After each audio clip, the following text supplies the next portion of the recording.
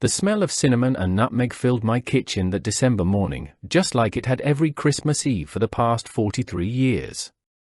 I stood at the counter, methodically rolling out pie crust with the same wooden rolling pin my late wife Margaret had used when she was alive.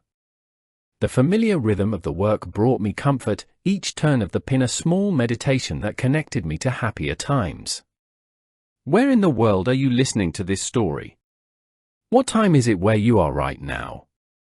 I find myself wondering about these things more often these days, imagining the lives of people I'll never meet, all of us connected by the simple act of sharing stories across time and distance. My small apartment was decorated modestly but thoughtfully. The same artificial tree Margaret and I had bought 20 years ago stood in the corner, its lights twinkling against the winter darkness outside. Presents wrapped in last year's saved paper sat beneath it, each one chosen with care despite my fixed income. I had learned to find joy in the small preparations, the quiet moments before the chaos of family gatherings. The phone rang at exactly 10:30, interrupting my peaceful morning routine. My daughter Sarah's voice came through the speaker with that particular tone she used when she was managing family logistics. Sarah told me that everyone would be arriving around 2 o'clock for Christmas dinner. She reminded me that my grandson Jake would be home from his first semester at State University, and I should prepare myself for his new independence and strong opinions about everything. I chuckled at that, remembering my own college days and the certainty I had felt about how the world should work.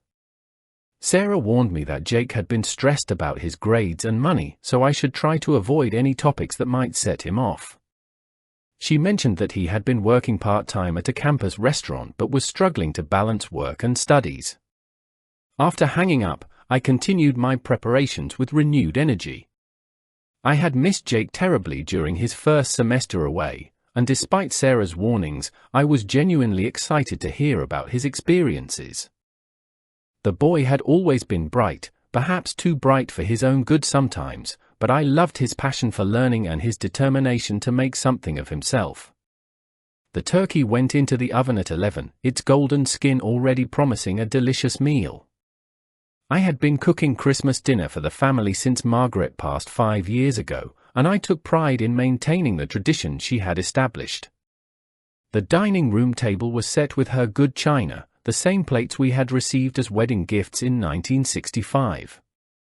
As I worked, I found myself thinking about Jake's future and the burden of college expenses that seemed to weigh so heavily on young people these days. I remembered working my way through school back in the 1960s, when a summer job could actually pay for a year's tuition. Those days seemed impossibly distant now, when even state schools cost more than most people's annual salaries. The afternoon sunlight streamed through my kitchen window, illuminating the dust motes that danced in the warm air. I paused in my cooking to appreciate the simple beauty of the moment, the way the light transformed my humble kitchen into something almost magical. These quiet moments had become precious to me, islands of peace in a world that seemed to move faster every year. At exactly 2 o'clock, I heard car doors slamming in the parking lot below. Sarah's voice carried up from the street as she coordinated the arrival of my son Michael and his family, along with Jake, who had apparently driven himself in the used Honda I had helped him buy before starting college. The sound of multiple feet on the stairs filled me with anticipation mixed with a slight nervousness that had become familiar over the years. Jake was the first through the door, taller than I remembered and carrying himself with the confident swagger of someone who had just discovered the wider world. His hair was longer, styled in a way that probably cost more than my monthly grocery budget, and he wore clothes that managed to look both expensive and deliberately casual. He greeted me with a quick hug that felt more obligatory than affectionate. Sarah followed close behind, her arms full of dishes and her expression already showing the strain of managing family dynamics. She had inherited her mother's gift for organization but also her tendency to worry about everyone else's comfort before her own. Michael brought up the rear with his wife Linda and their 2 younger children, the whole group bringing a sudden burst of energy and noise into my quiet apartment. The next hour passed in the familiar rhythm of family preparation. Everyone found their roles in the kitchen dance, with Sarah taking charge of the final touches while Michael carved the turkey with the electric knife he had given me 3 Christmases ago. Jake positioned himself at the kitchen island, picking at the appetizers I had prepared while regaling us with stories from his dorm. I listened with genuine interest as he described his professors, his classes, and the social dynamics of college life. His confidence was impressive, but there was something underneath it that reminded me of a young actor playing a part he wasn't quite sure he had memorized correctly. Still, I was proud of his articulate way of expressing himself and his obvious intelligence. As we moved to the dining room, I felt that familiar surge of contentment that came from having my family gathered around Margaret's table. The conversation flowed easily at first, with everyone sharing updates about their lives and asking Jake about his adjustment to college. The food was well received, and I basked in the compliments about the turkey and the homemade stuffing that had been Margaret's specialty. But as the meal progressed, I began to notice a subtle shift in the atmosphere. Jake's stories became more pointed, his observations about the world more critical. He spoke with the absolute certainty of someone who had just discovered that everything he had previously believed was wrong, and he seemed particularly focused on pointing out the failings of previous generations. The conversation took a sharper turn when Jake began discussing his economics class and what he had learned about wealth inequality and generational selfishness. His professor had apparently opened his eyes to the ways that older Americans had hoarded resources while leaving younger generations to struggle with debt and diminished opportunities. As he spoke, his gaze kept returning to me, as if I were a prime example of the problem he was describing. I felt the first stirrings of unease as the family dinner I had prepared with such care began to transform into something I didn't recognize. The tension that had been building throughout dinner finally erupted when Jake launched into a passionate monologue about student debt and how previous generations had pulled up the ladder behind them. His voice grew louder and more animated as he described the financial pressures facing his generation, his hands gesturing emphatically as he spoke. I wonder how many of you have experienced something similar with your own families, those moments when generational perspectives clash so dramatically that the very air seems to crackle with unspoken resentment. Jake's rhetoric became increasingly personal as he talked about working 20 hours a week at a campus restaurant just to afford textbooks and basic living expenses. He complained about classmates who had to choose between buying groceries and paying for lab fees, about brilliant students dropping out because they couldn't afford to continue their education. Sarah tried to redirect the conversation by asking about his favorite classes, but Jake was too wound up to be deterred. He had clearly been building up to this moment for weeks, perhaps months, and nothing was going to stop him from delivering his prepared speech about economic injustice and generational warfare. Michael attempted to lighten the mood by joking about his own college days and the part-time jobs he had worked, but Jake dismissed his father's experiences as irrelevant.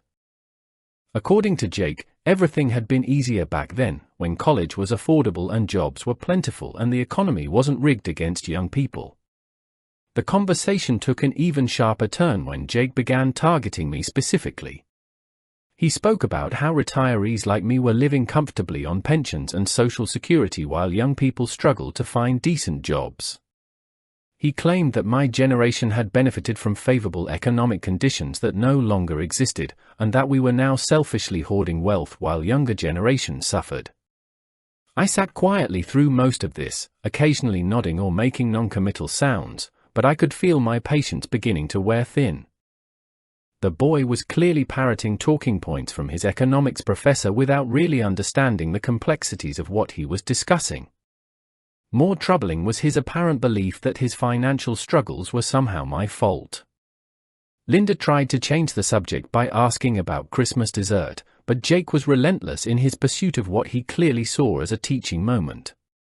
He launched into a detailed explanation of how student loan debt was crippling his generation, how the cost of housing had outpaced wages, how climate change and economic instability were creating an uncertain future. Sarah finally lost her patience and told Jake that perhaps he should focus on enjoying Christmas dinner rather than lecturing everyone about economics. This only seemed to fuel his indignation, and he responded by questioning whether any of us really understood what young people were facing in the modern world. That's when he turned to me directly, his eyes blazing with the righteous fury of youth.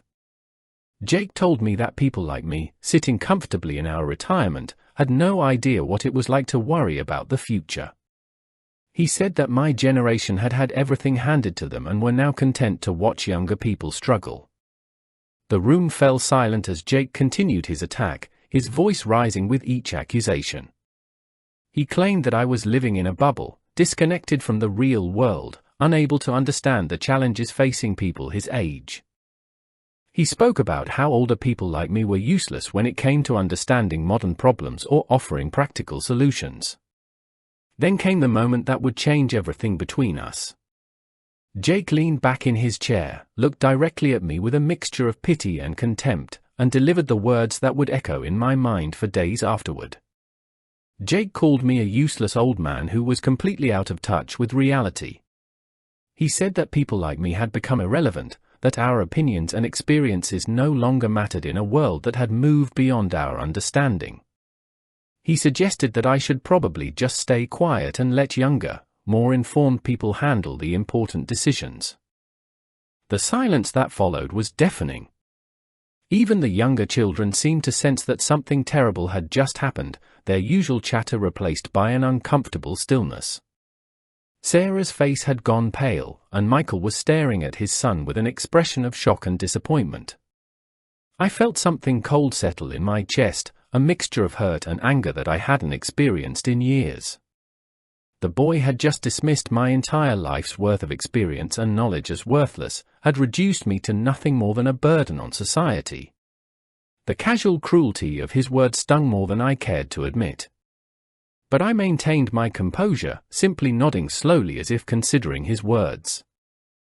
I told Jake that he was certainly entitled to his opinion and that I appreciated his passion for social justice. I suggested that perhaps we should save the heavier topics for another time and focus on enjoying our Christmas dinner together. Jake seemed disappointed by my mild response, as if he had been hoping for a more dramatic reaction. He muttered something about older people being too set in their ways to engage with new ideas, but he finally allowed the conversation to move on to other topics. The rest of the meal passed in strained politeness, with everyone carefully avoiding any subjects that might trigger another outburst. But I could feel the change in the family dynamic, the way everyone was now walking on eggshells around Jake's volatile mood. The warm, comfortable atmosphere I had worked so hard to create had been shattered by his thoughtless words. As we moved to the living room for dessert and gift exchange, I found myself observing my grandson with new eyes. This young man who had just called me useless had no idea that I had been quietly managing a substantial investment portfolio for decades, that I owned several rental properties, or that I had been the primary contributor to the college fund that was currently paying for his education.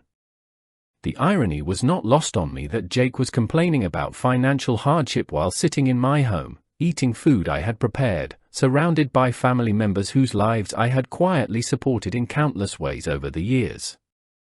His ignorance of my actual financial situation was about to become a very expensive lesson in the dangers of making assumptions about people.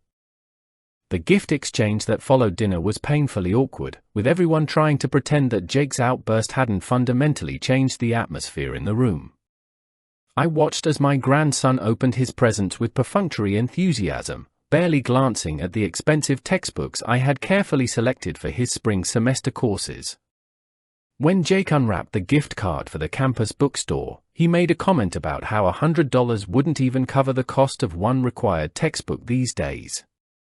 He held up the card as if it were evidence of my disconnect from reality, proof that I had no understanding of the true cost of education in the modern world. Sarah shot him a warning look, but Jake seemed oblivious to the mounting tension his behavior was creating. He continued to make snide remarks about the practicality of the various gifts, suggesting that older people like me were hopelessly out of touch with what young people actually needed or wanted. Michael finally spoke up, telling his son that he was being disrespectful and ungrateful. This only seemed to fuel Jake's sense of righteous indignation, and he launched into another lecture about how criticism from younger generations was actually a form of necessary social feedback that older people should welcome rather than resist. I excused myself to the kitchen, ostensibly to start cleaning up but really to give myself a moment to process what had just happened. As I scraped plates and loaded the dishwasher, I could hear Jake continuing his monologue in the living room, his voice carrying that particular tone of moral superiority that seemed to be his default mode of communication. The family began to leave shortly after 8 o'clock, with everyone making polite but strained goodbyes. Jake shook my hand with the same perfunctory gesture he had used for his hug earlier, and I noticed that he avoided making direct eye contact. Perhaps some part of him recognized that he had crossed a line, though he showed no signs of actual remorse. Sarah lingered after the others had left, helping me finish the dishes while apologizing for her son's behavior. She explained that Jake had been under a lot of pressure at school and that his economics professor had apparently filled his head with radical ideas about wealth and generational conflict. She assured me that he didn't really mean what he had said, that he was just going through a phase. But I could see the worry in her eyes as she spoke. Sarah had always been perceptive, and she understood that something fundamental had shifted in our family dynamic. Her son had publicly humiliated his grandfather, and the casual cruelty of his words couldn't be easily dismissed or forgotten. After Sarah left, I sat alone in my quiet apartment, surrounded by the remnants of what should have been a joyful Christmas celebration. The dirty dishes had been washed, the leftover food stored away, but the echo of Jake's words lingered in the air like smoke from a fire that had burned too hot and too fast. I found myself replaying the conversation over and over, analyzing each moment that had led to the final explosion. Had I somehow provoked his anger? Was there truth in his accusations about my generation's selfishness? The questions circled in my mind like vultures, picking at my confidence and self-respect. The next morning, I woke with a sense of clarity that had been absent the night before. The hurt was still there, sharp and immediate, but it was now accompanied by something else. A cold, calculating anger that surprised me with its intensity. Jake had made his position perfectly clear, and now it was time for me to respond in kind.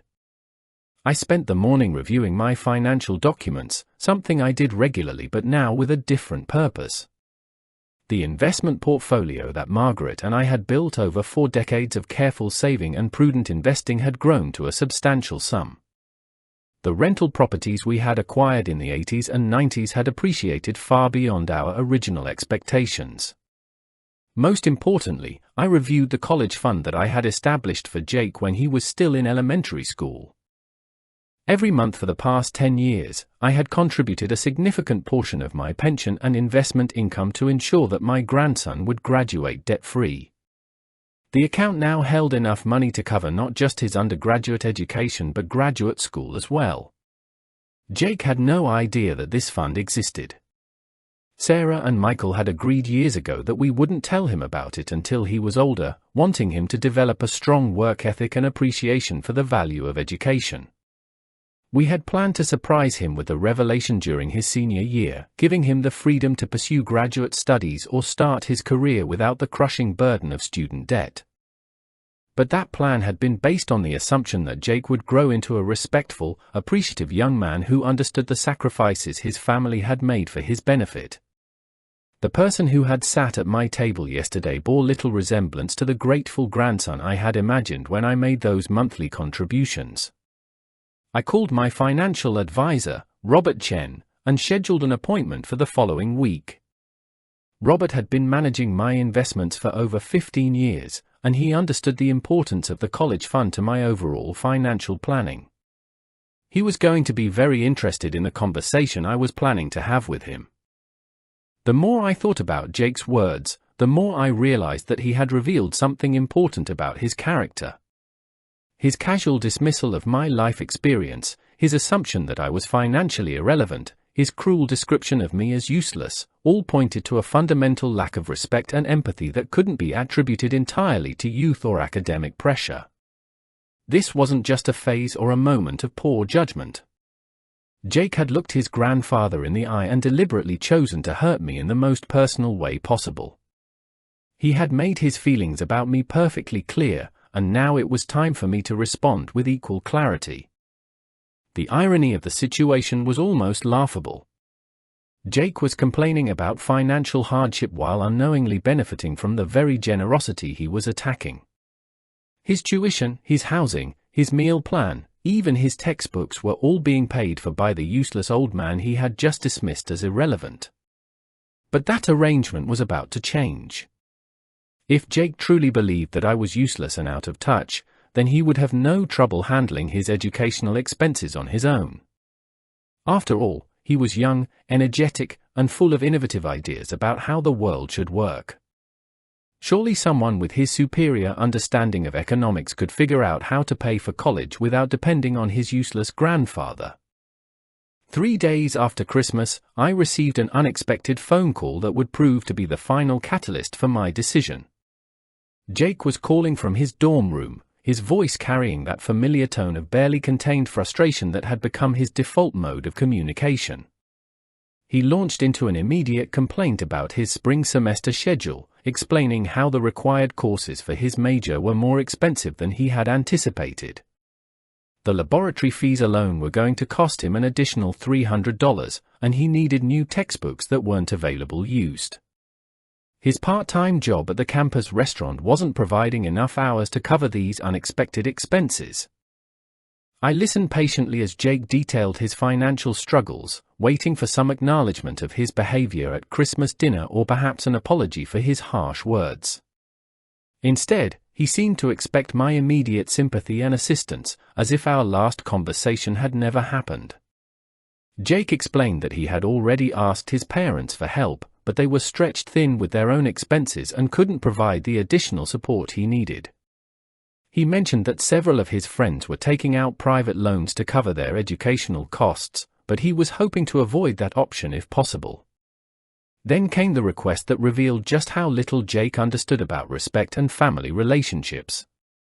He asked if I could loan him $500 to cover his immediate expenses, promising to pay me back as soon as he found a better-paying job.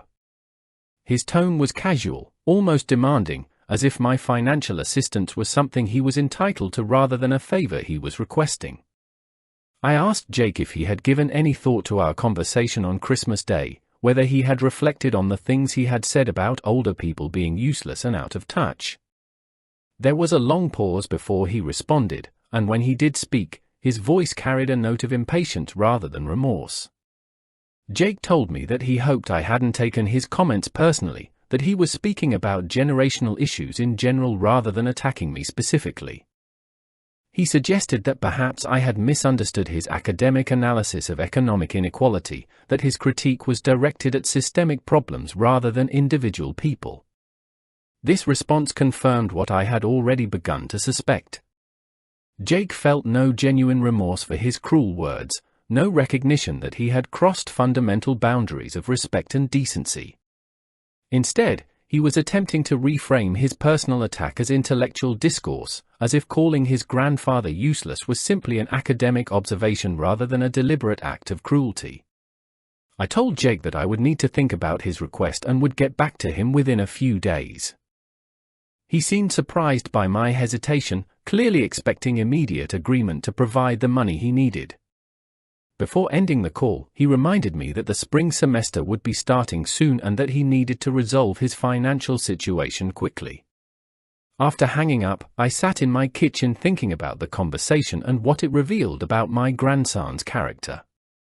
Not only had he failed to apologize for his behavior, but he had the audacity to ask for money from the same person he had just finished insulting. The level of entitlement and lack of self-awareness was breathtaking. That evening, I decided to take a walk around my neighborhood to clear my head and think through my options. The winter air was crisp and cold, and the familiar streets looked different under the glow of the streetlights. As I walked, I found myself remembering all the sacrifices Margaret and I had made over the years to build our financial security. We had lived modestly, saved diligently, and invested wisely for decades. We had driven used cars, taken budget vacations, and carefully managed every dollar to ensure that we could provide for our family and maintain our independence in retirement. The college fund for Jake had been one of our proudest achievements, a tangible expression of our love and faith in his future. But now I realized that our generosity had created an expectation rather than gratitude. Jake had never had to worry about money because we had always been there to provide it, either directly or through his parents. He had grown up assuming that his educational expenses would be covered, that his financial security was someone else's responsibility. The next morning brought another revelation that sealed my decision. I was having coffee with my neighbor Mrs. Patterson when she mentioned overhearing a phone conversation that Jake had been having in the apartment courtyard during his Christmas visit. She hadn't intended to eavesdrop, but his voice had been loud enough to carry across the small space. Mrs. Patterson told me that Jake had been talking to someone about his grandfather's financial situation, making disparaging comments about my modest apartment and outdated furniture. He had apparently described me as barely getting by on Social Security, living paycheck to paycheck like most retirees. He had laughed about my gift card to the bookstore, suggesting that it represented a significant sacrifice from someone with limited means. This conversation revealed the depth of Jake's ignorance about my actual financial position. He had constructed an entire narrative about my poverty based on superficial observations, never considering that my modest lifestyle might be a choice rather than a necessity. His assumptions about my financial limitations were as wrong as his judgment about my usefulness and relevance. More disturbing was the casual mockery in his voice as he described my living situation to his friend. There was no affection or respect in his words, only contempt for what he perceived as his grandfather's reduced circumstances. He spoke about me as if I were a burden, an embarrassing reminder of what happened to people who failed to plan properly for retirement.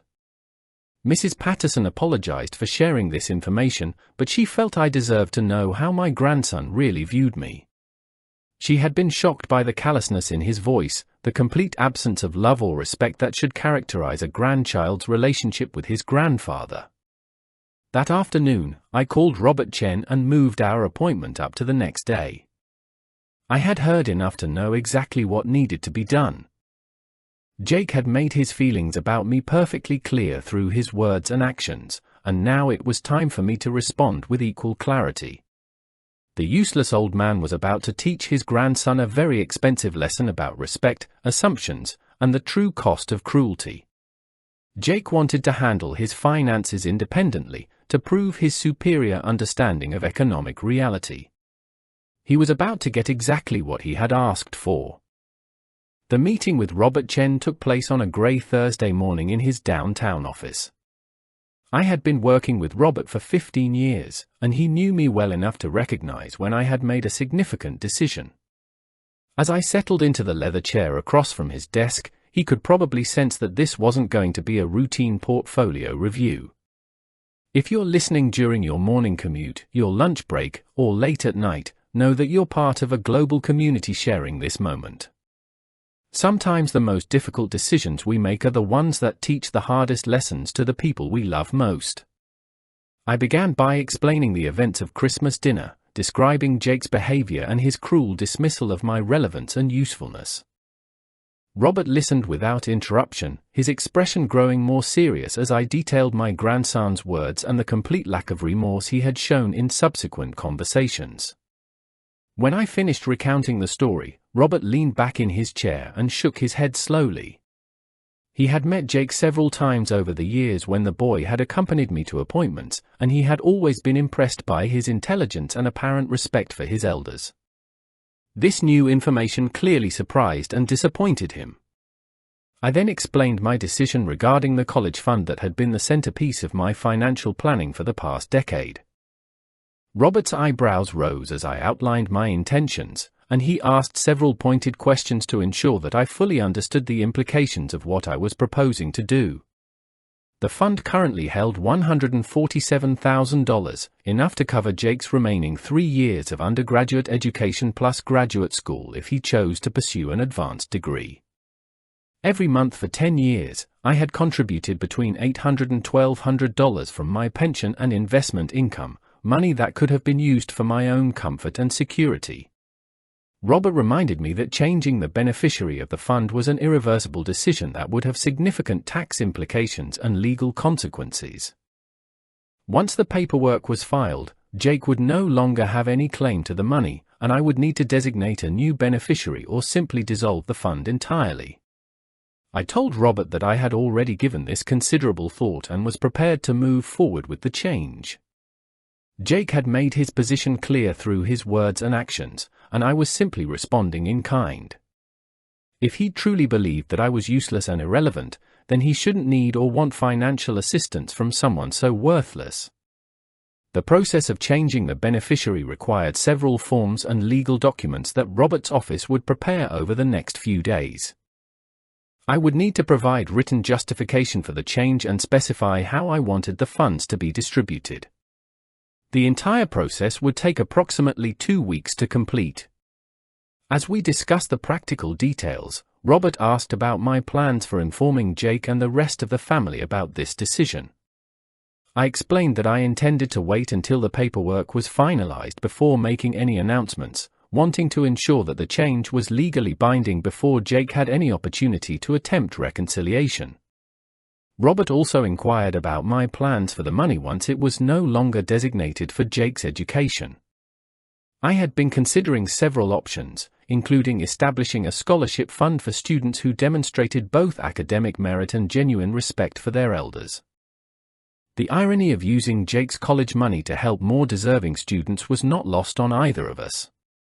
We spent another hour reviewing my overall financial situation to ensure that this decision wouldn't compromise my own security or independence. My investment portfolio was strong enough to support my current lifestyle indefinitely, and my rental properties provided additional income that I rarely needed to touch. Robert expressed some concern about the potential impact on my relationship with Sarah and Michael, suggesting that they might not understand or support my decision.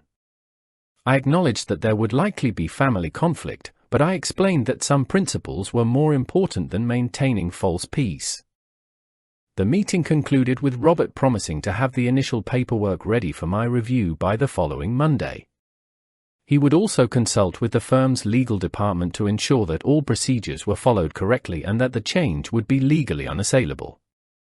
As I walked back to my car, I felt a mixture of sadness and determination that surprised me with its intensity. This wasn't a decision I had made lightly or in anger, despite Jake's cruel provocation. It was a carefully considered response to behavior that revealed fundamental character flaws that couldn't be overlooked or excused. The drive home gave me time to reflect on the magnitude of what I was about to do.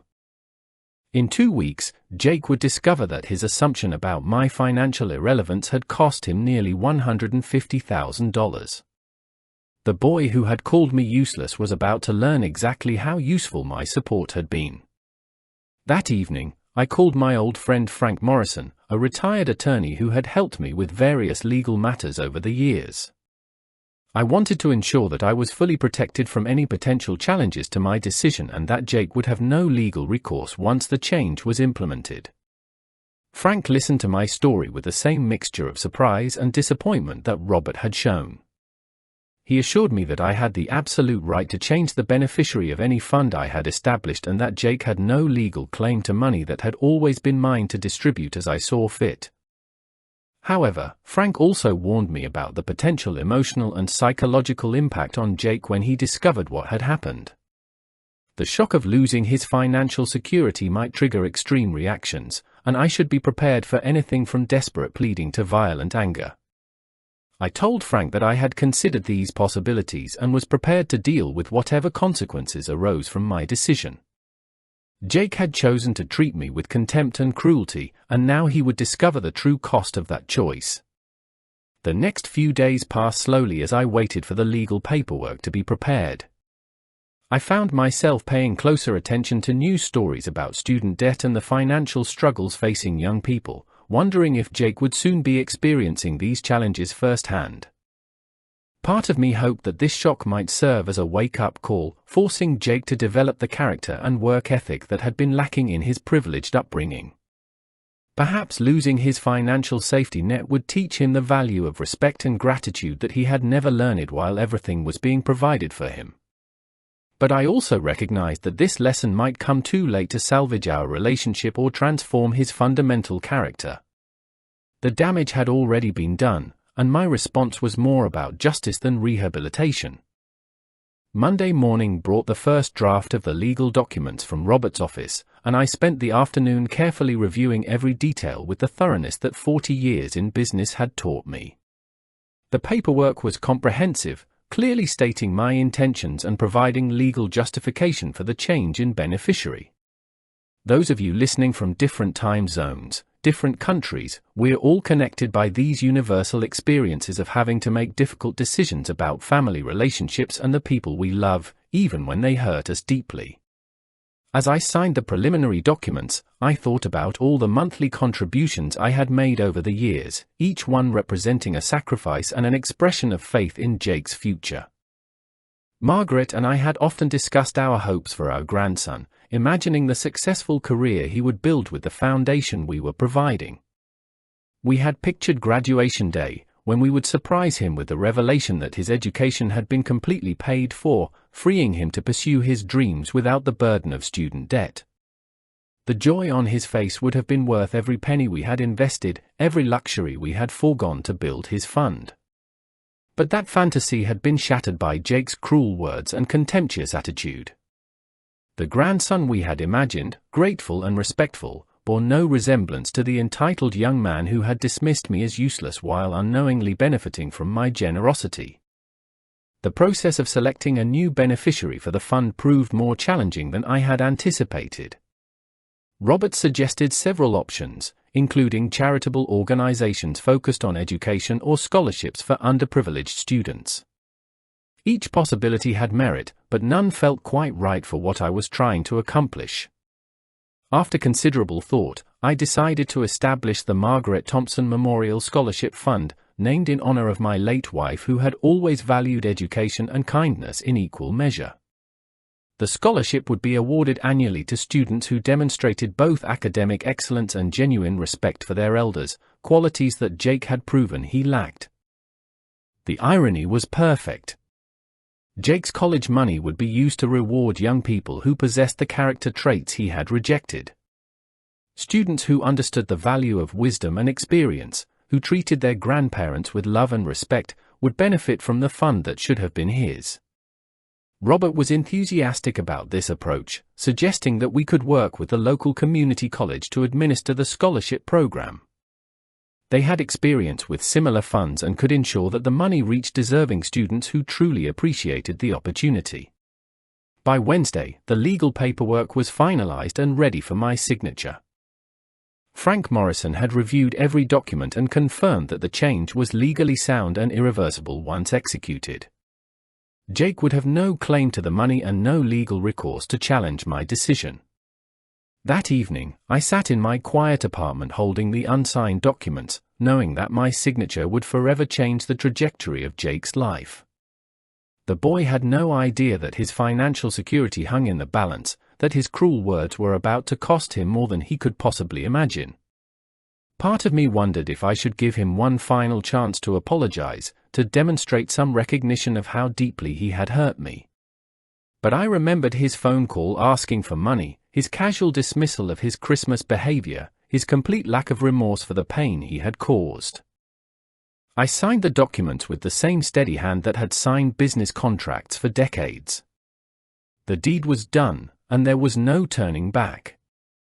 Jake would discover the consequences of his cruelty when the spring semester bills came due and his financial aid suddenly disappeared. The next morning, I delivered the completed paperwork to Robert's office personally. He assured me that the fund transfer would be processed within 48 hours and that the scholarship program could be operational by the fall semester. The Margaret Thompson Memorial Scholarship would outlive both of us, helping deserving students for generations to come. As I drove home from Robert's office, I felt a sense of closure that surprised me. The anger and hurt that had been consuming me since Christmas had transformed into something else, a calm determination to move forward with my life. Jake had made his choice, and now I had made mine. I spent the afternoon calling old friends I hadn't spoken to in months, reconnecting with people who valued my company and respected my experience.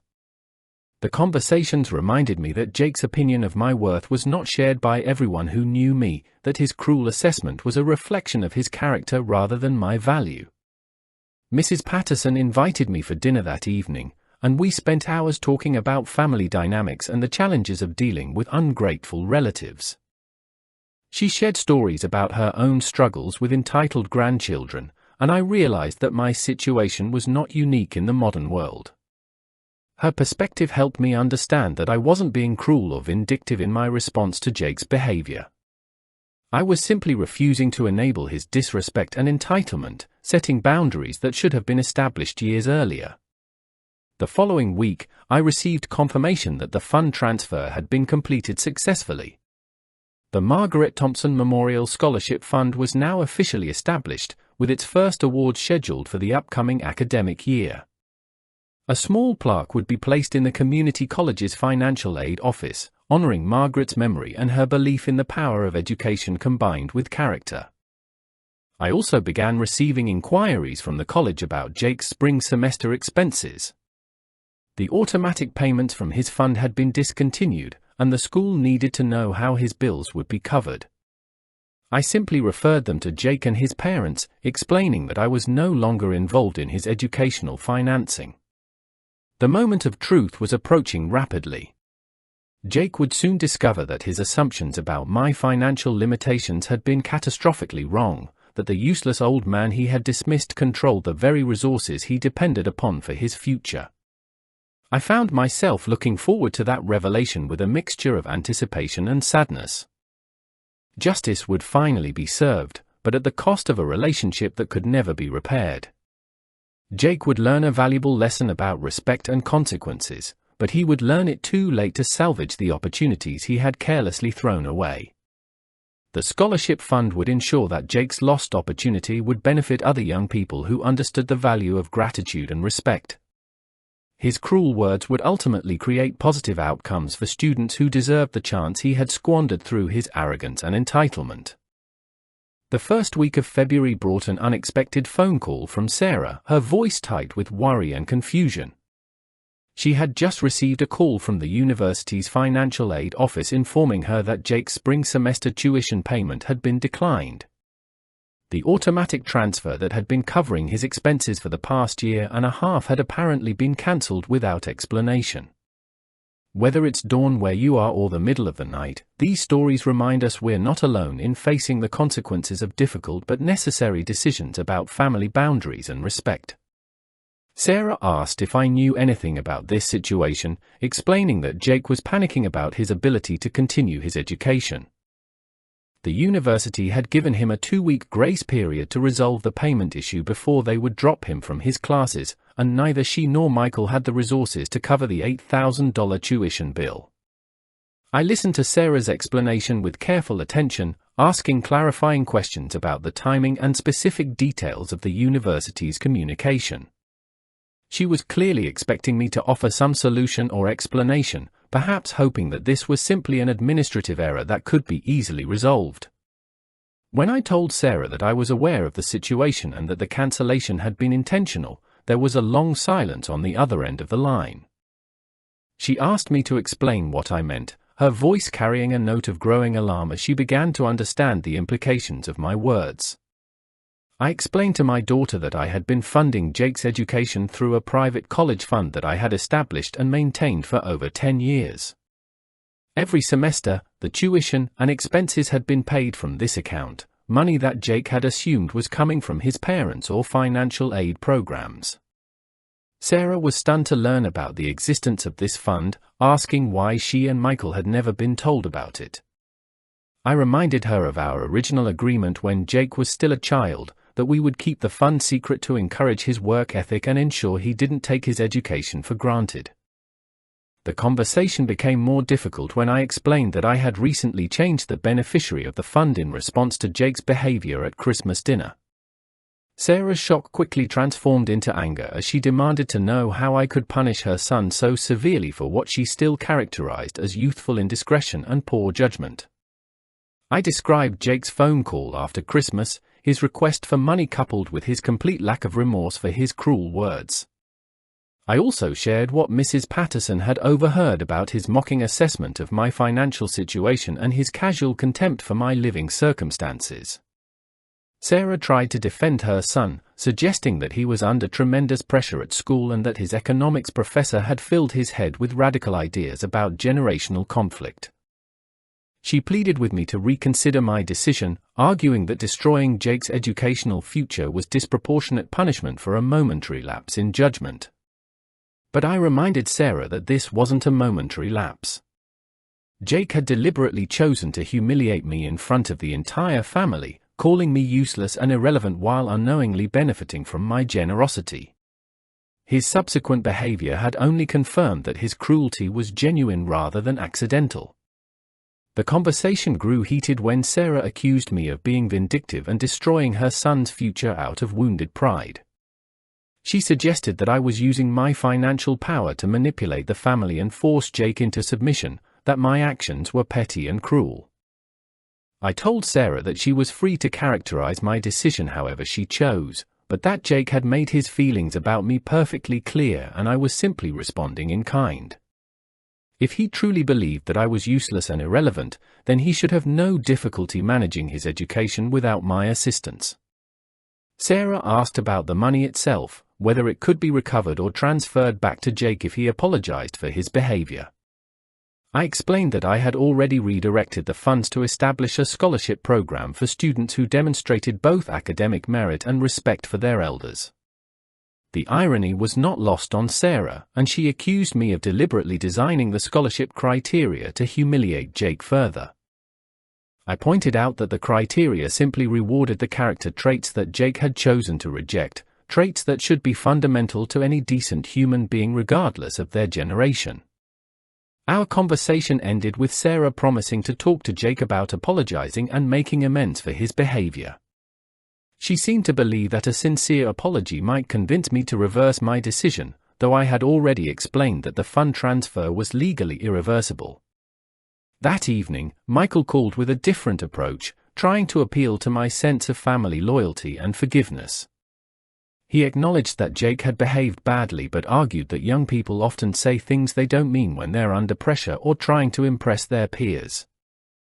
Michael reminded me of my own youth and the mistakes I had made while learning to navigate adult relationships. He suggested that punishing Jake so severely would prevent him from learning and growing from his error, that forgiveness would be more constructive than consequences. I appreciated Michael's more diplomatic approach, but I explained that some actions have consequences that can't be undone by apologies or good intentions. Jake had revealed something fundamental about his character through his words and subsequent behavior, something that went beyond youthful mistakes or academic stress. The conversation with Michael was more civil than the one with Sarah, but it ended with the same result.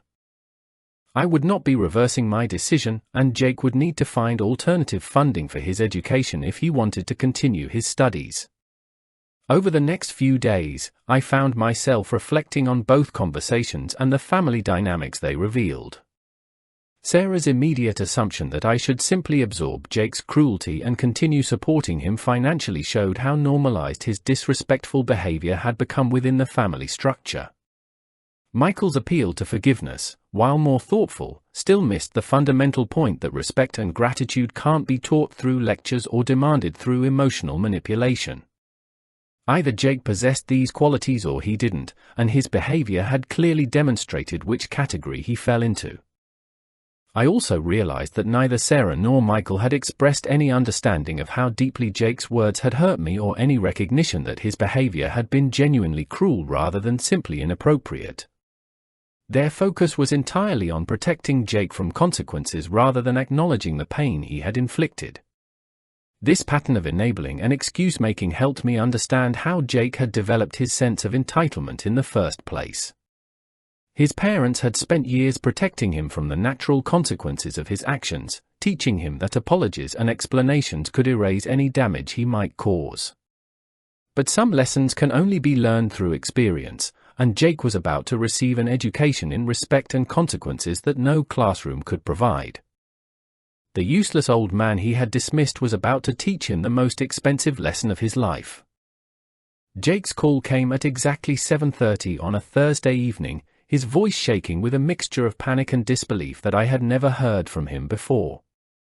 The confident, condescending tone that had characterized our Christmas conversation was completely absent, replaced by something that sounded dangerously close to desperation. He launched immediately into a frantic explanation of his situation, describing how the university had contacted him about the declined payment and the looming deadline to resolve his tuition issues. Jake seemed genuinely confused about what had happened, asking if I knew anything about automatic payments that had apparently been supporting his education. I confirmed that I was indeed aware of the situation and that the payments had been intentionally discontinued. There was a long silence before Jake asked me to explain what I meant, his voice growing smaller and more uncertain with each word. When I told Jake about the college fund I had been maintaining for his education, I could hear his sharp intake of breath through the phone. He had clearly never suspected that such an account existed, and the revelation that his tuition had been secretly funded by his grandfather seemed to shock him into temporary speechlessness. Jake's questions came in a rapid stream as he tried to understand the scope and duration of my financial support. He wanted to know how long the fund had existed, how much money was involved, and why he had never been told about it. Each answer seemed to deepen his shock and growing comprehension of what he had lost. The conversation took a predictable turn when Jake began apologizing for his behavior at Christmas dinner. His words came out in a rush, explaining that he had been under tremendous pressure from school and that his economics professor had been filling his head with ideas about generational conflict that he didn't really believe. Jake insisted that he had never meant to hurt me personally, that his comments about useless old people were academic observations rather than personal attacks. He claimed that stress and exhaustion had caused him to say things he didn't really mean, that he had been trying to impress his college friends with intellectual sophistication rather than expressing his true feelings. I listened to his explanations without interruption, noting the careful way he crafted his apology to minimize his responsibility while maximizing the external factors that had influenced his behavior. It was a masterful performance of damage control, designed to preserve his access to the money rather than acknowledge genuine remorse. When Jake finished his prepared speech, I asked him about his phone conversation in the apartment courtyard, the one Mrs. Patterson had overheard, where he mocked my living situation and described me as barely getting by on Social Security. His stammering response confirmed that he remembered the conversation and recognized how damaging it was to his current position. Jake tried to dismiss that conversation as meaningless chatter, claiming that he had been trying to fit in with friends who came from wealthy families and that his comments were motivated by embarrassment rather than genuine contempt. This explanation only made his situation worse, as it revealed that he was ashamed of his grandfather rather than grateful for his support. The desperation in Jake's voice intensified as he realized that his carefully constructed apology was not having the desired effect. He began making increasingly frantic promises about changed behavior, improved attitudes, and deeper appreciation for family relationships. Each promise sounded more hollow than the last. When Jake asked directly if there was any way to restore his access to the college fund, I explained that the money had already been redirected to establish a scholarship program for students who demonstrated both academic merit and respect for their elders. The finality of this information seemed to hit him like a physical blow. The conversation deteriorated rapidly as Jake's panic overwhelmed his attempts at diplomatic persuasion. He accused me of destroying his future over a simple misunderstanding, of using my financial power to manipulate and control the family. His true character began to emerge as the polite facade cracked under pressure. Jake demanded to know how I could claim to love him while simultaneously ruining his educational opportunities. He suggested that my actions were cruel and vindictive, that I was punishing him far more severely than his words had warranted. The entitlement that had driven his original behavior was still clearly intact beneath his desperate apologies. I reminded Jake that he had called me useless and irrelevant, that he had dismissed my life experience as worthless while unknowingly benefiting from my generosity. His response revealed that he still didn't understand the fundamental disrespect his words had represented or the depth of hurt they had caused. The call ended with Jake making increasingly wild promises and threats. He claimed that he would work multiple jobs to pay for school, that he would prove his independence and capability without any help from his useless grandfather. But beneath the bravado, I could hear the fear of someone who had never faced genuine consequences for his actions. After hanging up, I sat in my quiet apartment reflecting on the conversation and what it had revealed about Jake's character. Even faced with the loss of his educational funding, he had been unable to offer a genuine apology or demonstrate real understanding of his behavior. His focus remained entirely on recovering the money rather than acknowledging the pain he had caused. The phone rang again an hour later, but I let it go to voicemail. Jake's message was a rambling mixture of apologies, accusations, and desperate bargaining that confirmed my decision had been correct. The young man who had called me useless was discovering exactly how useful my support had been, but the lesson was coming too late to save him from the consequences of his cruelty. Over the next few days, I received multiple calls from Jake, each one revealing a different stage of his emotional processing. First came denial, with attempts to minimize his behavior and blame external influences. Then anger, with accusations about my vindictive nature and disproportionate response. Finally bargaining, with increasingly desperate offers to make amends and prove his changed attitude. But throughout all of these calls, I never heard what I was listening for: genuine remorse for the pain he had caused rather than regret for the consequences he was facing. Jake remained fundamentally focused on himself and his losses rather than understanding the impact of his actions on others. The deadline for his tuition payment was approaching rapidly, and Jake was running out of options. His parents lacked the resources to cover his expenses, and private loans would require co-signers with better credit than his family possessed. The safety net he had never known existed was gone, and he was about to discover what financial independence really meant for someone with his limited work experience and resources. The university's final deadline arrived on a cold February morning, and with it came the inevitable consequences of Jake's choices. I learned from Sarah that he had been officially dropped from his classes after failing to secure alternative funding for his tuition. The academic career that had been guaranteed by my decade of careful planning was now in jeopardy because of a Christmas dinner conversation. Jake's response to this crisis revealed even more about his character than his original cruel words had shown. Rather than accepting responsibility for his situation or demonstrating genuine remorse, he began a campaign of emotional manipulation designed to pressure me into reversing my decision through guilt and family obligation. The first phase of this campaign involved enlisting every family member as an advocate for his cause. My phone rang constantly with calls from cousins, aunts, and family friends who had been recruited to plead Jake's case. Each caller had been given a carefully crafted version of events that portrayed Jake as the victim of his grandfather's vindictive overreaction to a minor misunderstanding. According to Jake's narrative, he had simply made some thoughtless comments during an academic discussion about economic policy, and I had responded by destroying his entire future over wounded pride. The story conveniently omitted his deliberate cruelty, his complete lack of remorse, and his mocking assessment of my financial situation to his friends. Mrs. Patterson warned me that Jake had been visiting neighbors in our apartment complex, trying to gather support for his position and information about my financial situation. He was apparently hoping to find allies who would pressure me to reconsider or perhaps discover additional resources he could access to fund his education. These tactics revealed the same manipulative mindset that had driven his original behavior.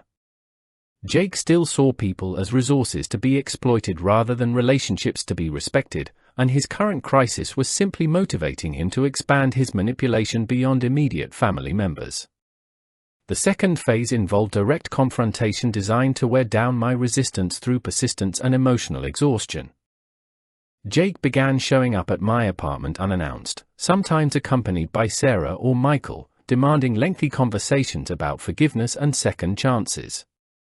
During one particularly intense visit, Jake broke down in tears, claiming that losing his education would ruin his entire life and destroy all the dreams he had worked so hard to achieve. The performance was compelling, but I noticed that his focus remained entirely on his own losses rather than any recognition of the pain he had caused me. When emotional appeals failed to produce results, Jake shifted to more aggressive tactics.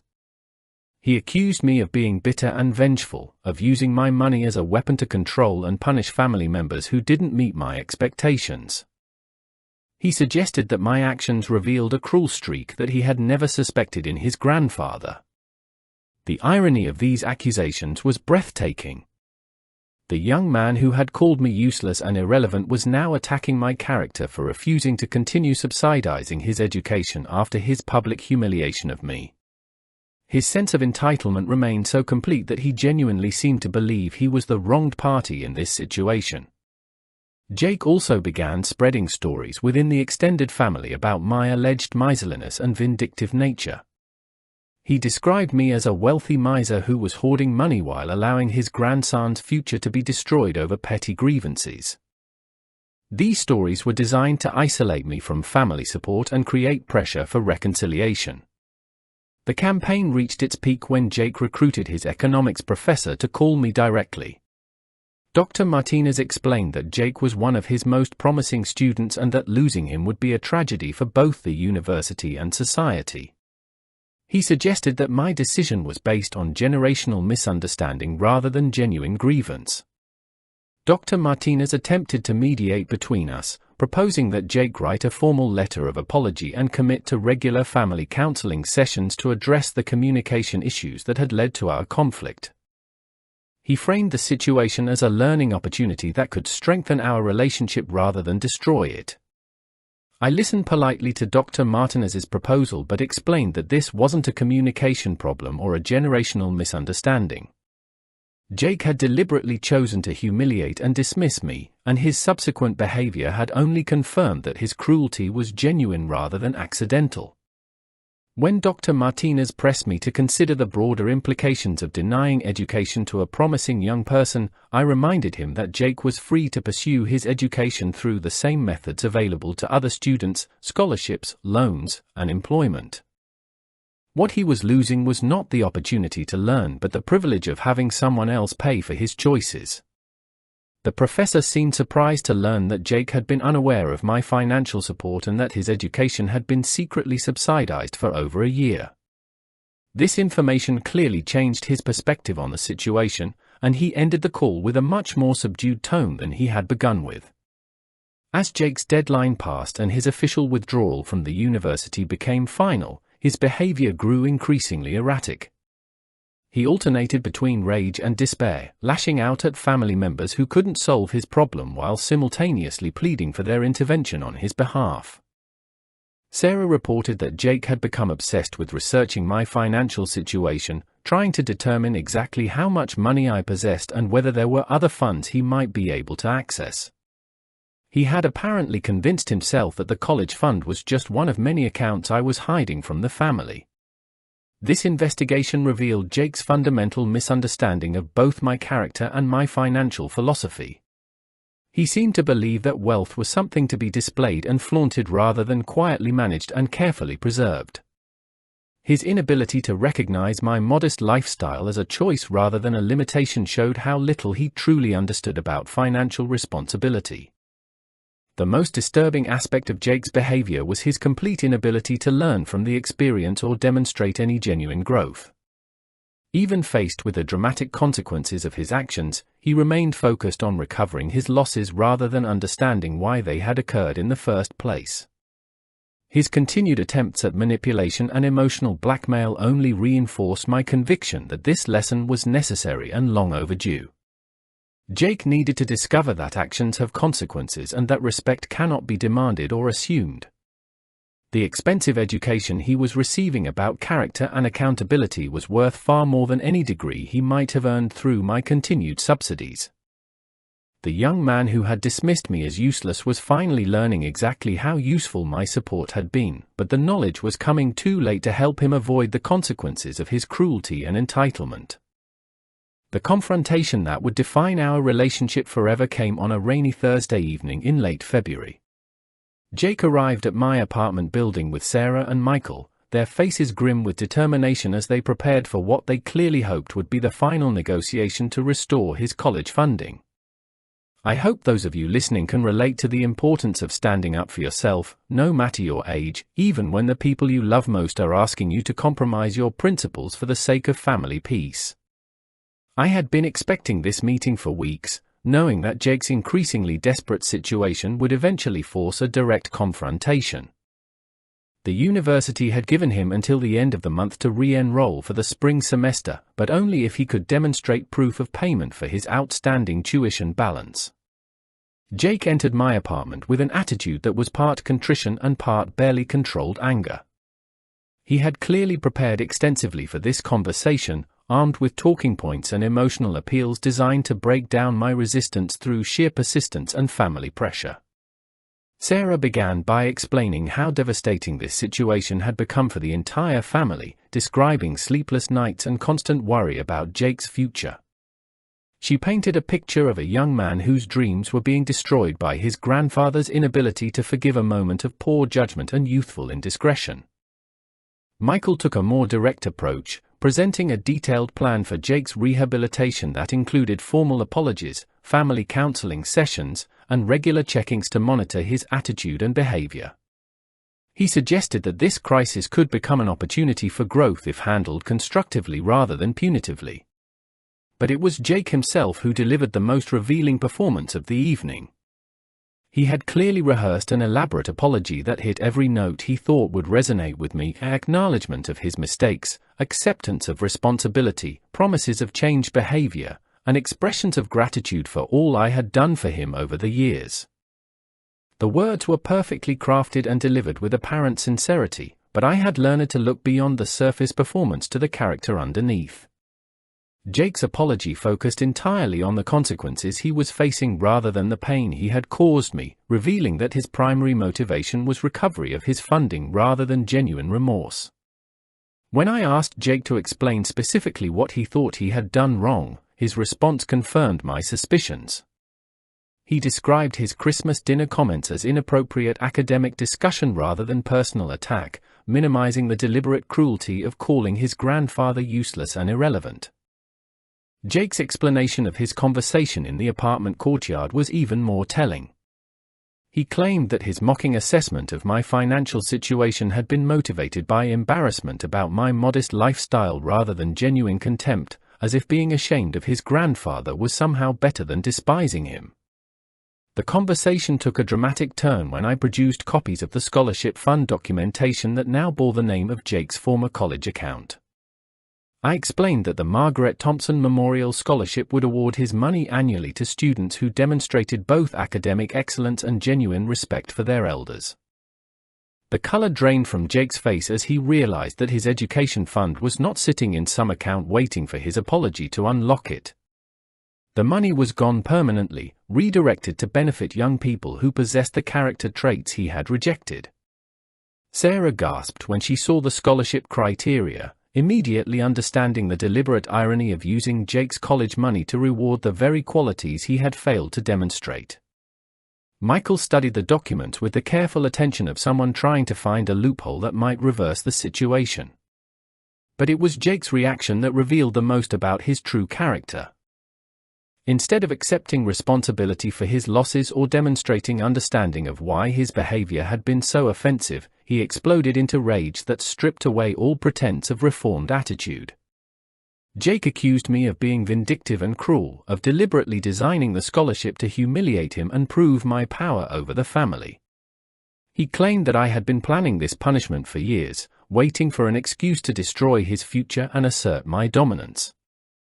The accusations grew more wild and personal as Jake's composure completely collapsed.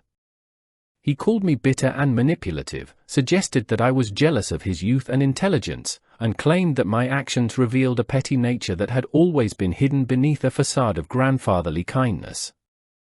Most revealing was Jake's insistence that he deserved the money regardless of his behavior, that family obligations transcended personal feelings, and that grandparents had a duty to support their grandchildren unconditionally. His sense of entitlement remained so complete that he genuinely believed my financial support was his right rather than my choice. When Sarah tried to calm him down, Jake turned his anger on his mother as well, accusing her of enabling my vindictive behavior and failing to protect his interests. He demanded to know why she had allowed me to establish a secret fund without family oversight, as if my own money required committee approval for expenditure. The evening reached its climax when Jake made one final desperate gambit, threatening to cut off all contact with me unless I found a way to restore his college funding. He seemed to believe that the prospect of losing his companionship would motivate me to reverse my decision, not realizing that his threats only confirmed the wisdom of my choice. I told Jake that he was free to make whatever decisions he felt were appropriate about our relationship, but that the scholarship fund was permanent and irreversible. The money that should have been his would instead benefit students who understood the value of respect and gratitude. The meeting ended with Jake storming out of my apartment, shouting accusations and threats that echoed through the hallway long after he had disappeared. Sarah and Michael followed more slowly, their faces reflecting shock at their son's behavior and growing understanding of why I had taken such drastic action. As I cleaned up the coffee cups and papers scattered by Jake's dramatic exit, I felt a profound sense of closure wash over me. The young man who had called me useless had just demonstrated exactly why he was unworthy of my continued support, and his own words had justified every decision I had made. The confrontation had stripped away all pretense and revealed Jake's true character in its full ugliness. His entitlement, his lack of genuine remorse, his manipulative nature, and his explosive anger when his schemes failed had all been displayed for his parents to witness. Most importantly, I had maintained my dignity throughout the ordeal, refusing to be drawn into emotional manipulation or threats. The useless old man had proven that he possessed something Jake clearly lacked, the strength of character to stand by his principles even when it cost him dearly. The Margaret Thompson Memorial Scholarship would ensure that Jake's cruel words would ultimately create something positive in the world, helping deserving students who understood that education was a privilege to be earned rather than an entitlement to be demanded. The aftermath of our final confrontation brought unexpected clarity to the family dynamics that had enabled Jake's entitled behavior for so many years. In the days following his explosive departure from my apartment, both Sarah and Michael reached out separately to express their shock at what they had witnessed and their growing understanding of my position. Sarah called first, her voice heavy with exhaustion and disappointment. She admitted that seeing Jake's rage and manipulation tactics in action had opened her eyes to patterns of behavior she had been excusing or overlooking for years. The son who had always been charming and persuasive with his parents had revealed a darker side when his schemes failed to produce the desired results.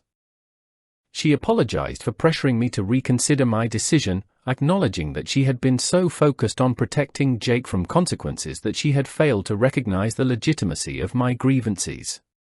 Sarah confessed that she was beginning to understand how her well-intentioned enabling had contributed to Jake's sense of entitlement and lack of accountability. Michael's conversation was even more revealing, as he shared details about Jake's behavior in the weeks following our confrontation. Instead of using this crisis as motivation to find alternative solutions or demonstrate personal growth, Jake had become increasingly bitter and vindictive toward the entire family. Jake had apparently spent considerable time researching bankruptcy laws and inheritance regulations, hoping to find legal mechanisms that might force me to restore his college funding. When these investigations proved fruitless, he had begun making threats about contesting my will and challenging any future distributions of my estate. Most disturbing was Jake's campaign to poison relationships between family members, spreading stories designed to turn relatives against each other and create alliances that might serve his interests. He had told his younger cousins that their grandfather was cruel and vindictive, planting seeds of doubt about my character that might influence future family dynamics. Michael expressed genuine concern about the person his son was becoming, recognizing that the crisis had revealed character flaws that went far deeper than youthful indiscretion or academic pressure. Jake's response to losing his privileges had shown a capacity for manipulation and vindictiveness that troubled his parents deeply. The most significant development came when Jake announced his decision to leave home and cut off contact with the family until his college funding was restored. He presented this as a noble sacrifice, claiming that he could no longer bear to live with people who had betrayed and abandoned him in his time of greatest need. In reality, Jake's dramatic departure was simply another manipulation tactic designed to create guilt and pressure for reconciliation. He had moved in with friends from college, supplementing their support with a series of part-time jobs that barely covered his basic expenses but allowed him to maintain his martyred narrative. Sarah reported that Jake's social media posts painted an elaborate picture of his struggle and sacrifice, portraying himself as a victim of family cruelty who was heroically rebuilding his life through his own efforts. The posts carefully omitted any mention of his role in creating the crisis or the years of secret financial support he had received. The family's response to Jake's departure was more complicated than he had anticipated. While Sarah and Michael worried about their son's welfare, they were also experiencing a sense of relief at the absence of his constant anger and manipulation. Their home had become peaceful again without his toxic presence poisoning every interaction. Even more surprising was the reaction of Jake's younger cousins, who had initially been sympathetic to his plight but were beginning to recognize the selfishness underlying his complaints.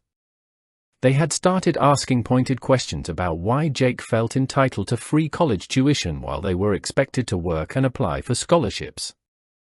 The scholarship fund I had established began accepting applications in early March, and the response from the community was overwhelming. Dozens of students submitted essays about their relationships with older family members, many describing the wisdom and support they had received from grandparents who had sacrificed to help them succeed. Reading these applications provided a stark contrast to Jake's entitled expectations and casual cruelty. These young people understood that education was a privilege to be earned rather than a right to be demanded, and they expressed genuine gratitude for any assistance they might receive. The selection committee, composed of faculty members from the local community college, was impressed by the quality of applicants and the thoughtful criteria I had established. They particularly appreciated the emphasis on character and family relationships rather than purely academic achievement. Mrs. Patterson had become one of my closest confidants during this difficult period, and she shared valuable perspective about the long-term implications of my decision. She reminded me that some lessons can only be learned through natural consequences, and that protecting people from the results of their choices ultimately prevents them from developing character and wisdom.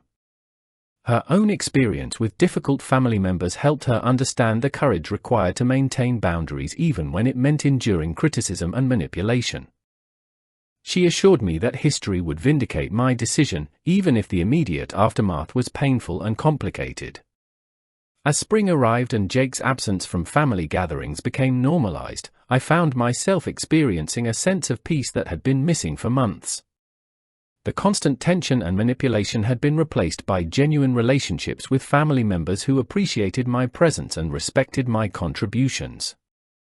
The younger generation of cousins began seeking me out for advice and conversation, perhaps recognizing that my experience and perspective had value despite Jake's attempts to portray me as irrelevant. These interactions reminded me that one person's cruelty didn't define my worth or usefulness to the family. Most importantly, I had demonstrated that respect and kindness were not optional in family relationships, that treating people with dignity was a requirement rather than a suggestion. The message had been received clearly by everyone who witnessed the consequences Jake faced for his choices. The first Margaret Thompson Memorial Scholarship recipient would be announced in May, ensuring that Jake's lost opportunity would benefit a deserving student who understood the value of gratitude and respect. His cruel words would ultimately create something positive in the world, helping young people who possessed the character traits he had rejected. Jake's absence from family life had become a gift rather than a loss, removing a source of toxicity that had been poisoning relationships for longer than any of us had realized. The useless old man he had dismissed was finally free to enjoy the respect and appreciation he deserved from family members who truly valued his presence.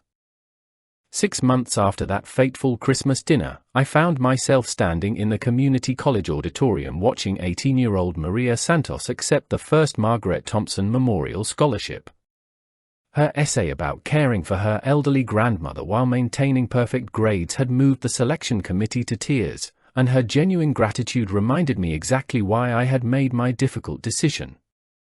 Maria's acceptance speech spoke about the wisdom she had gained from her grandmother's stories, the strength she had drawn from their relationship, and her determination to honor the woman who had sacrificed so much to help raise her. Listening to her words, I felt Margaret's presence in the room and knew she would have approved of how her memory was being honored. The scholarship ceremony marked the end of one chapter in my life and the beginning of another. Jake's cruel dismissal of my worth had inadvertently created an opportunity to make a real difference in the lives of young people who understood the value of respect and family bonds. Dr. Martinez, Jake's former economics professor, approached me after the ceremony to express his admiration for the scholarship program and his regret about his role in the events that had led to its creation.